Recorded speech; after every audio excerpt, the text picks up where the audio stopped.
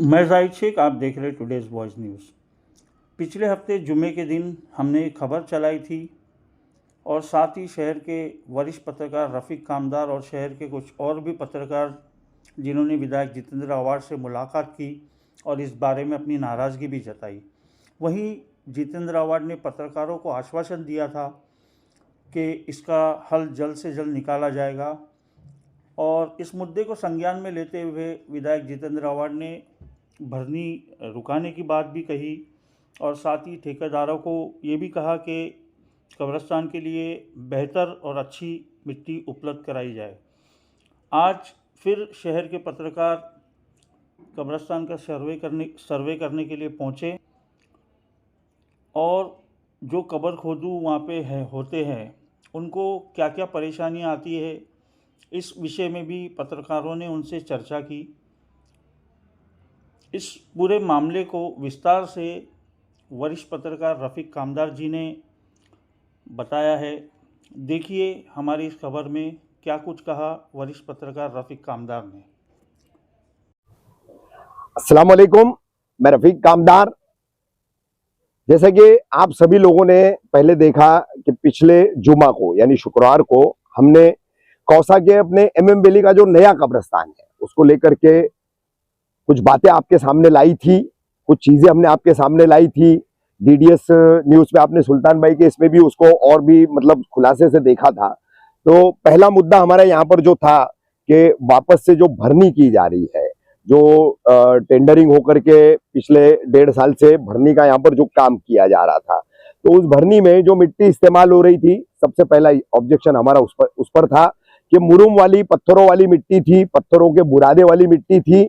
तो हमारे यहाँ के जो विधायक हैं जितेंद्र आवाड, उनसे भी हमारी बात हुई थी जैसा हमने बताया था। तो उन्होंने फौरन उसको बहुत गंभीरता से लिया और गंभीरता से लेने के बाद जैसे फिर मैंने उस वक्त आपको बताया था कि इस संबंध में पिछले जुमा को तदफीन के दौरान यहाँ पर शमीम खान साहब भी हमारे साथ थे। तो हमारी जब बात हुई है यहाँ से जाने के बाद विधायक जितेंद्र आवाड से, तो उन्होंने शमीम खान साहब को कुछ जिम्मेदारियां दी थी कि ये काम आपको करा कर लेना है। तो सबसे पहले एक मीटिंग की जो बात थी, तो वो मीटिंग हमारी कल हुई। हमारे कौसा MM वैली कब्रिस्तान के जो अध्यक्ष है यहाँ के, हमारे कमेटी के अध्यक्ष हारून राउत, वो भी थे, मुनाब भाई भी थे, मुनाब राउत थे। मुनाब राउत एक वो शख्स है, मैं आप सबको बता दूं कि आप इस कब्रिस्तान में जब भी आएंगे तो मुनाब राउत आपको यहाँ जरूर मिलेंगे। यानी कि 16 लोगों की जो कमेटी पहले बनी थी उसमें सबसे ज्यादा एक्टिव रहने वाले मुनाब भाई है और मुनाब भाई रात दिन यहाँ पर खिदमत करते हैं। अब मसला ऐसा है कि मुनाब भाई अकेले पड़ जाते हैं, बाकी के कमेटी के मेंबर नदारद रहते हैं, गायब रहते हैं। इसके लिए मुनाब भाई अकेले कितना क्या कर लेंगे और मुनाब भाई अपनी बात प्रशासन तक कैसे पहुंचाएंगे। तो बहरहाल आज हम सब लोग इकट्ठा हुए हैं और सब जो है अब इस मामले को बहुत ही संजीदगी से ले रहे हैं। इस वीडियो के बाद एक और वीडियो बनेगा, उसमें यहाँ पर हमारे उबैद भाई है, हमारा मुज्जू है जो कब्र खोदने का तमाम काम करते, कुछ मसले हैं उनकी जबानी में बातचीत करके आप तमाम लोगों तक वो बातें पहुंचाऊंगा। लेकिन सबसे पहले मिट्टी की भरनी का जो मामला था, तो आपको सबको बता दूं कि अपने सबके ऑब्जेक्शंस के बाद वो मिट्टी की भरनी रोक दी गई है। यहाँ से काफी सारी मिट्टी जो है वो हटा ली गई है।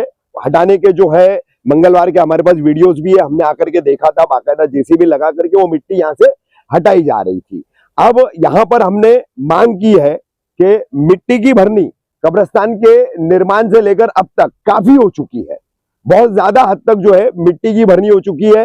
अब वो कैसी मिट्टी है, क्या मिट्टी है, उस पर बार बार बात नहीं करेंगे, लेकिन इस पर अभी हमारी मांग है कि जो सॉल्ट सैंड चाहिए, यानी समंदरी जो खारी रेती होती है, बालू चाहिए, जिससे काफी सारी जमीन में जो है मुर्दा गलाने में, कफन बरगे आदि गलाने में ये काफी कारगर साबित होती है। तो वो बालू की भराई जो है यहाँ पर कराने की मांग हमने की और उसको मान लिया गया है और इस ताल्लुक से काम भी किया जा रहा है। जो इस तरह की सैंड जो है, सॉल्ट सैंड और बालू जिसे कहा जाता है समंदरी रेती, उसके सप्लायर से बातचीत शुरू हो चुकी है, कॉन्टैक्ट शुरू हो चुके हैं। ये आपकी जानकारी में लाके दे रहा हूं। तो ये दो अहम मसले थे भरनी को लेकर के और बालू डालने को लेकर के। तो इस पर रजामंदी हो चुकी है, भरनी का काम रुक चुका है, मिट्टी हटाई गई है, बालू लाने का प्रोसेस अब शुरू हो चुका है और बालू यहाँ पर डाली जाएगी, जिसके चलते आपको बता दूं कि सबसे बड़ा फायदा ये होगा कि बारिश के दिनों में कुछ हिस्सों में जो पानी निकलता है, पूरे कब्रिस्तान में नहीं निकलता है, कुछ हिस्सों में निकलता है, तो वो बालू जो है वो पानी सोखने का भी काम करेगी, पानी को जो है वो जब्त करेगी। जब्त करने की वजह से जो है कब्रों में पानी बेहद कम हो जाएगा, न के बराबर हो जाएगा, और जो भी मैयत रहेगी उसकी जो है उसको तकलीफें भी नहीं होगी, उनके घर वालों को भी तकलीफें नहीं होगी। अब यहां पर कमेटी का जो मुद्दा था, हमने मांग रखी थी कि कमेटी में जितने इनएक्टिव लोग हैं उन सबको हटाया जाए, तो उस पर भी रजामंदी हो गई है। हारून राउत जो है हमारे कौसा के मेरे काफी पुराने दोस्त है, मेरे भाई है, वो मुनाफ भाई के साथ यहाँ पर लगे रहते हैं। अक्सर जब भी उन्हें बुलाया जाता है वो जिम्मेदारी निभाते हैं। लेकिन एक बात जो सामने आई है पूरी बातचीत के दौरान कि प्रशासन सुनवाई नहीं करता है, तो इंशाल्लाह आगे देखेंगे, बात हारून भाई की हो, मुनाफ भाई की हो या हमारी भी हो, कौसा के ये एमएम वैली कब्रिस्तान में आने वाले हर मैयत के घर वालों की किसी की भी बात हो प्रशासन को सुननी पड़ेगी। अब उस तरह की कमेटी यहाँ पर बनाई जा रही है, उस तरह की कमेटी यहाँ पर तश्कील की जा रही है, नए लोगों को उसमें लिया जा रहा है जो वक्त देंगे, जिम्मेदारी निभाएंगे, ऐसे कई लोगों को इसमें जोड़ा जा रहा है। तो ये तमाम चीजें जो है और खुलासे से एक हफ्ते के अंदर अंदर आपके सामने आ जाएगी, जिसमें बालू ला करके कैसे उसका काम किया जाएगा वो एक रहेगा, कमेटी का दूसरा मुद्दा रहेगा। तो ये तमाम चीजें जो है अब यहाँ पर विधायक जितेंद्र आव्हाड और उन्होंने जो संजीदगी से गंभीरता से मुद्दे को लिया, तो ये तमाम चीजें जो है अब समस्या का निवारण यानी कि इस मसले का हल अब निकालता जा रहा है। तो ये हल निकालने के प्रोसेस के चलते आने वाले जुम्मा को यानी 2 दिन बाद, जो भी आज 29 है 31 का मेरे ख्याल से जुम्मा का दिन है, तो जो हमारा ऐलान था तमाम लोगों को आने के लिए, तो वो आने की अब जरूरत नहीं है।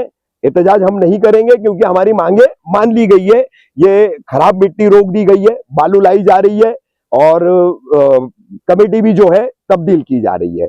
तो इसलिए जो है अब ये एहतजाज नहीं होगा, बल्कि अब मिलजुल करके हम यहाँ पर जो है जिम्मेदारी लेकर के काम भी करेंगे। अब आखिर में आपको सबसे अहम इस कब्रिस्तान का एक मुद्दा बता दूं, जितने भी यहाँ पर मरहूमीन दफन है उन तमाम के घर वालों को, उनके जिम्मेदारों को जो है परिवारों को एक बात यहाँ पर समझ लेना चाहिए कि ये कब्रिस्तान देखिए, जब मैं ऐसा खड़ा हूं तो ये सीधा है। अब ये सीधा है तो सीधे में यहाँ पर किबला रुख नहीं है, प्रैक्टिकली इस बात को सभी लोग समझ ले। अब इसका रुख इस तरफ से है, यानी कि सीधे हाथ की तरफ थोड़ा टर्न होता है। तो अक्सर यहाँ पर एक दिक्कत आती है कि हमारे उबैद भाई है, उनके साथी है तमाम, कब्र खोदने के दौरान लोगों को बताते हैं कि किबला रुख ऐसा है। आप शरीयतन समझ ले, दीनी एतबार से समझ ले कि मैयत का मुंह किबला रुख नहीं रहेगा तो वो इस्लामिक तदफीन नहीं मानी जाएगी। इस बात को समझ ले अच्छे से। तो कब्र खोदो आपको बताते हैं, फिर तमाम लोग जिद करते हैं कि कब्र को सीधी कर दो, तो कब्र को सीधी करने के चक्कर में पढ़ करके आप जो है तदफीन का मामला है खराब करके मत लो। तो यहाँ पर ये वोटों की भी जो है क्रॉस सिस्टम जो है उसमें भी सुधार लाने के लिए जो है काम होने वाला है और मार्किंग दी जाएगी, तो कब्रें क्रॉस बनती है यहाँ पर, क्योंकि किबला रुख क्रॉस है, तो आप उनको कायम रखें और अपने मरूमीन को जो है किबला रुख होने से महरूम न करें। एक और कब्रिस्तान में अपना मुद्दा था जो कफन नहीं गलने का। तो आपको बता दें कि जो कफन आ रहा था उसमें पॉलिस्टर मिक्स था, तो पॉलिस्टर जल्दी गलता नहीं है। तो अब कफन भी बदली किया गया है, फौरन अभी उस पर चेंजेस भी किए गए हैं, और क्या उसमें सुधार ला सकते हैं, क्या गुंजाइश हो सकती है, उस पर भी बात हो रही है और उसको भी किया जाएगा। तो अब यहाँ पर वो पॉलिस्टर वाला कफन नहीं इस्तेमाल होगा, अच्छा कफन जो है यहाँ पर बात करके, जैसे मैंने बताया हारून भाई और मुनाफ भाई है और अन्य लोगों से, तमाम लोगों से हमारी बात होकर के उसको चेंज किया गया है। उसकी हमने जो है तस्दीक भी उबैद भाई और मुज्जू इन लोगों से कर ली है कि वो कफन जो है अब इस्तेमाल में नहीं लाया जाएगा। लेकिन जो अपने तौर पर अपना कफन लेकर आते हैं, जो यहाँ पर मैयत की चिट्ठी या तदफीन की खबर देकर के जो चिट्ठी ले जाते हैं, जो यहाँ से कफन की पेटी नहीं लेके जाते हैं, कफन नहीं ले जाते हैं, अपना कफन लेकर आते हैं, तो वो थोड़ा सा कपड़े के ताल्लुक से ध्यान रखे कि कपड़ा ऐसा हो कि जिससे मैयत की उरियानी भी ना हो और वो कपड़ा एज ए कफन जो है यहाँ पर गल भी जाए। मैं रफीक कामदार एमएम वैली कब्रिस्तान से तमाम बिल्कुल एकॉर्ड कॉम्प्लेक्स से लेकर के श्रीलंका के आगे तक, फिर किस्मत कॉलोनी से लेकर के वाई जंक्शन से आगे तक का ये जो पूरे 2 पट्टे पड़ते हैं, जहां की ज्यादा से ज्यादा मैयतें कौसा एमएमबेली कब्रिस्तान में आती है, ऐसे मुंसलिक तमाम अवाम से, तमाम लोगों से और तमाम उन फैमिली से, उन परिवारों से आज हम एक बेहद अहम बात करने जा रहे हैं। 2 से 3 नुक्ते हैं हमारे, आपको इत्तला करना बहुत जरूरी है। जैसे हमने एहतजाज वाले हमारा जो मामला था उसके पहले वीडियो में आपको बताया कि एहतजाज नहीं होगा और उसके कारण क्या है, क्या वजह है, वो हमने आपको सब बताया। तो उसमें एक मुद्दा हमारा था कब्रिस्तान का किबला रुख, जो कि जिस कब्रिस्तान में किबला रुख नहीं रहेगा वो कब्रिस्तान ही नहीं माना जाएगा। अब यहाँ पर आपको बता दें कि शुरू से जो है, अब उबैद भाई है यहाँ पर, उबैद भाई के मातहत जो है मुज्जू भाई है, रिकॉर्ड रखने का या सिस्टम संभालने का काम सैफ करते हैं, मुज्जू है अपना ये, और ये तमाम लोग जो है उबैद भाई के साथ में यहाँ पर तदफीन का, कब्र खोदने का तमाम काम करते हैं। अब मसला यह है कि किबला रुख जैसा हमने बताया वो क्रॉस है, लोग लेकिन चाहते हैं कि कब्र हमारी क्रॉस मत रखो, सीधी रखो। अगर आप कब्र सीधी रखोगे तो आपके घर के मरूमीन का, मैयत का मुंह किबला रुख नहीं रहेगा, और किबला रुख नहीं रहेगा तो फिर वो तदफीन कैसे मानी जाएगी। आप किसी भी आलिम से, किसी भी मुफ्ती से इस बारे में बात कर सकते हैं, खुलासा ले सकते हैं। तो बराए मेहरबानी इस बात को समझे कि यहाँ पर सीधे हाथ की तरफ जब आप गेट से घुसोगे तो सामने की तरफ देखोगे तो सीधे हाथ की तरफ किबला रुख जो है वो क्रॉस है, सीधे हाथ की तरफ। तो इस क्रॉस कबर को जो है आप विरोध न करें, और उबैद भाई है, तमाम दूसरे कबर खोदने वाले अपने तमाम लोग हैं, वो जब आपको ये बात बताते उस बात को समझ ले और अपने मरूमीन की तदफीन को जाया न करे। तो 2 मुद्दे हैं, ये किबला रुख वाला कैसे परेशानी आती है उस पर उबैद भाई से हम थोड़ी सी बात करेंगे, और उसके बाद आपको बता दें कि कई सारे लोग शिकायत करते हैं कि इस कब्रिस्तान में पानी नहीं है, पानी नहीं मिलता है। तो पानी नहीं मिलने की असल वजह क्या है? पानी रहता है लेकिन वो पानी जो है कैसे और कहां जाता है, इस पर भी हम उबैद भाई से बात करेंगे। उबैद भाई, बात आपने पूरी सुन ली, ठीक है। अब ये किबला रुख वाला जो अहम मसला है, तदफीन तभी मानी जाएगी जब मैयत का मुंह किबला के रुख रहेगा, लेकिन लोग कब्र सीधी करवाने गए। क्या पूरा मामला है, 1-2 मिनट में आप बयान करें।